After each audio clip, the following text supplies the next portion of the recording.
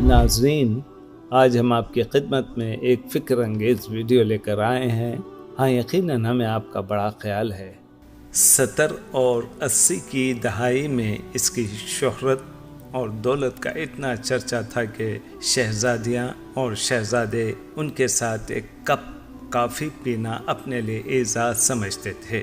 وہ کینیا میں موجود اپنے وسیع و عریض فارم ہاؤس میں چھٹیاں گزار رہے تھے۔ ان کی کم سن بیٹی نے آئس کریم اور چاکلیٹ کی خواہش کی۔ انہوں نے اپنا ایک جہاز L747 بمعاملہ پیرس بھیجا، جہاں سے آئس کریم خریدنے کے بعد جنیوا سے چاکلیٹ لے کر اسی دن جہاز واپس کینیا پہنچا۔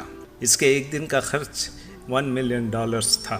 London, Paris, new York, Sydney سمیت دنیا کے 12 مہنگے ترین شہروں میں اس کے لگژری محلات تھے۔ انہیں عربی نسل گھوڑوں کا شوق تھا۔ دنیا کے کئی ممالک میں ان کے خاص استبل تھے۔ اس کی دی ہوئی طلاق آج تک دنیا کی مہنگی ترین طلاق سمجھی جاتی ہے۔ جب اس نے $875 ملین اپنی امریکی بیوی کے منہ پر مارے اور اسے طلاق دی۔ اس کی ملکیت میں جو یاٹ تھی وہ اپنے دور کی سب سے بڑی یاٹ تھی، جو اس وقت بادشاہوں کو بھی نصیب نہ تھی۔ اس یاٹ میں 4 ہیلی کاپٹر ہر وقت تیار رہتے، جبکہ 610 افراد پر مشتمل خدام اور عملہ تھا۔ وہ یاٹ بعد میں ان سے برونائی کے سلطان نے خریدی، ان سے ہوتے ہوئے ڈونلڈ ٹرمپ تک پہنچی۔ ٹرمپ نے $29 ملین میں خریدی۔ ان کی اس یاٹ پر جیمز بانڈ سیریز کی فلموں سمیت کئی مشہور ہالی ووڈ فلمیں شوٹ کی گئی۔ اپنی 50ویں سالگرہ پر اس نے اسپین کے ساحل پر دنیا کی مہنگی ترین پارٹی دی، جس میں دنیا کی 400 معروف شخصیات نے 5 دن تک خوب مستی کی۔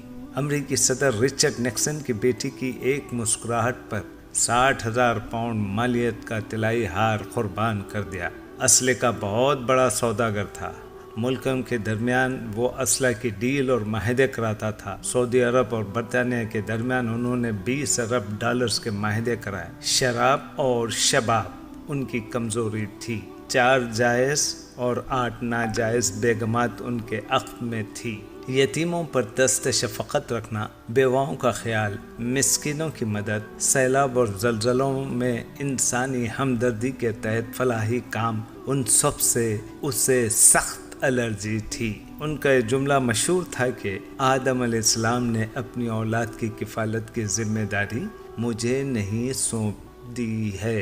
80 کی دہائی میں وہ $40 ارب کے اثاثوں کا مالک تھا۔ پھر آہستہ آہستہ اللہ رب العزت نے اس کی رسی کھینچ لی۔ اب تنزل و انحطاط کی طرف اس کا سفر شروع ہوا۔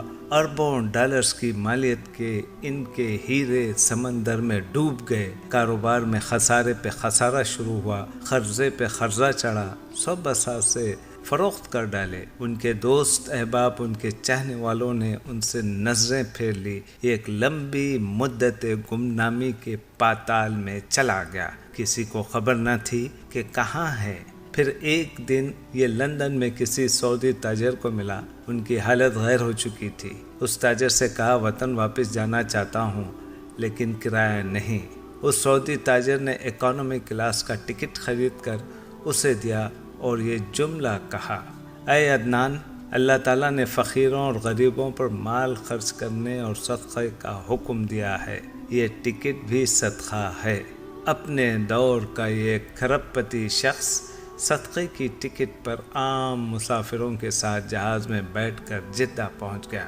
اس ارب پتی تاجر کا نام عدنان خاشقجی تھا۔ یہ عرب نژاد ترکی تھا۔ اس کی پیدائش مکہ مکرمہ میں 1935 میں ہوئی تھی۔ ان کا والد شاہی طبیب تھا۔ 2017 میں ان کا انتقال ہوا۔ میں نے جب اس شخص کی زندگی کا مطالعہ کیا، یقین کیجئے میں ہل کر رہ گیا۔ اللہ تعالیٰ کے انصاف پر میرا ایمان مزید پختہ ہو گیا۔ یاد رکھیے، آپ جتنے بھی طاقتور ہیں، آپ جتنے بھی ثروت مند ہیں، اللہ تعالیٰ کے آگے بہت کمزور ہیں۔ اپنی دولت اور طاقت کو کبھی بغاوت کے لیے استعمال نہ کرنا۔ اللہ تعالیٰ کی پکڑ بڑی سخت ہے۔ رسول اللہ صلی اللہ علیہ وسلم زوال نعمت سے ہمیشہ اللہ تعالیٰ کی پناہ مانگتے تھے. اللہم انی اعوذ بک من زوال نعمتک. یا رب ہمیں زوال نعمت سے چھین جانے سے پناہ چاہتے ہیں. اللہ رب العزت ہم پر فضل اور کرم فرما. آمین یا رب العالمین. امید